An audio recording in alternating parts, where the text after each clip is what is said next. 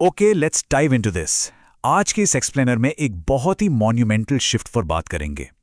1 अप्रैल 2026 से ना टीडीएस से बचने का पूरा सिस्टम बदलने वाला है और ये गेम चेंजर है। नया फॉर्म 121। ये एक ऐसा बदलाव है जो हमारे पुराने टैक्स फाइलिंग के तरीकों को पूरी तरह से पलट कर रख देगा। तो चलिए इसे डीकोड करते हैं। तो आज हम क्या क्या कवर करने वाले हैं। पहले बात करेंगे 15G और 15H की विदाई की, फिर देखेंगे कि ये नया फॉर्म 121 कौन भर सकता है। इसके बाद पार्ट ए भरने के बेसिक्स, अपने एस्टिमेटेड इनकम डिक्लेयर करने का तरीका और आखिर में फाइनल स्टेप्स और सिग्नेचर्स। घबराने की बिल्कुल ज़रूरत नहीं है, ये नया प्रोसेस असल में चीज़ों को बहुत आसान बनाने वाला है। Section 1 farewell 15G and 15H। अब इनकम टैक्स एक्ट 2025 के तहत उन पुराने और कंफ्यूजिंग फॉर्म्स को फाइनली सिस्टम से बाहर किया जा रहा है। मतलब सालों से जो फॉर्म 15G और 15H यूज हो रहे थे ना, वो हमेशा एक सिर दर्द बने रहते थे कि भाई कौन सा फॉर्म किसके लिए है। लेकिन अब इन दोनों की जगह ले ली है एक सिंगल यूनिफाइड फॉर्म ने, यानी फॉर्म 121। कोई कंफ्यूजन नहीं, बस एक सीधा सिंगल सोल्यूशन। तो ये फॉर्म 121 आखिर किन किन इनकम्स को कवर करता है?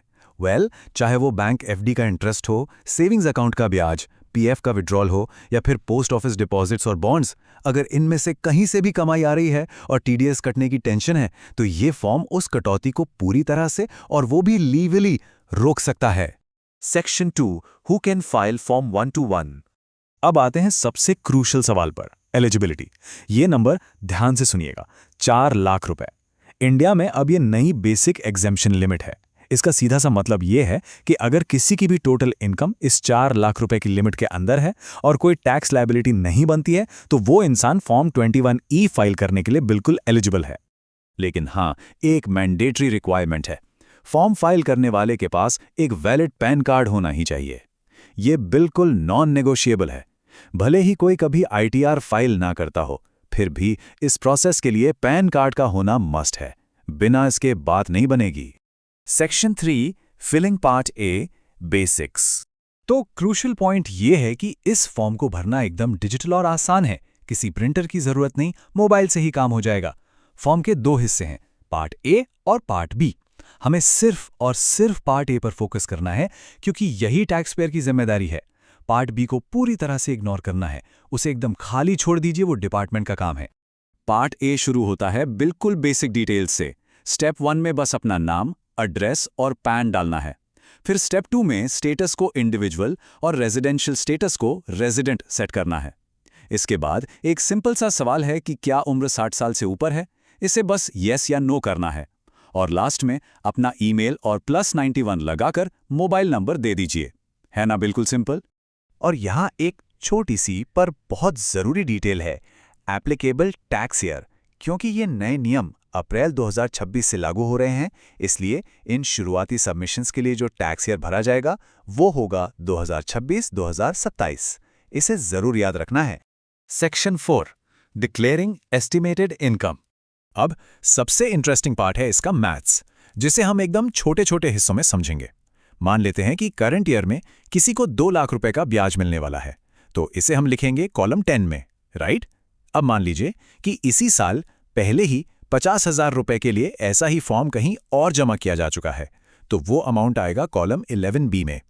अब कॉलम 12 में इन दोनों को बस जोड़ देना है, यानी टोटल डिक्लेयर्ड अमाउंट हो गया 2,50,000 रुपए। एकदम क्लियर। और अगर कोई पहली बार ये फॉर्म भर रहा है तो उसके लिए तो ये मैथ्स और भी आसान है, क्योंकि पहले कहीं कुछ सबमिट ही नहीं किया, तो कॉलम 11 और 11B बस सीधे सीधे 0 हो जाएंगे, एकदम टेंशन फ्री। इसके बाद आता है कॉलम 13, जो एस्टिमेटेड टोटल इनकम का है। ये पूरे फॉर्म का सबसे अहम हिस्सा है। इसमें कॉलम 12 वाला डिक्लेयर्ड इंटरेस्ट तो आएगा ही, साथ ही अगर कोई सैलरी, डिविडेंड या दूसरी कोई कमाई है तो उसे भी जोड़ना होगा। और ध्यान रहे, ये जो ग्रैंड टोटल है ना, ये हर हाल में 4 लाख से कम होना चाहिए। अगर ये 4 लाख क्रॉस कर गया तो फॉर्म 121 की एलिजिबिलिटी वही खत्म हो जाएगी। Section 5 final steps and signatures. अब बस इसे रैप अप करते हैं। लास्ट स्टेप्स में पिछले 2 सालों के आईटीआर एक्नॉलेजमेंट नंबर देने होते हैं।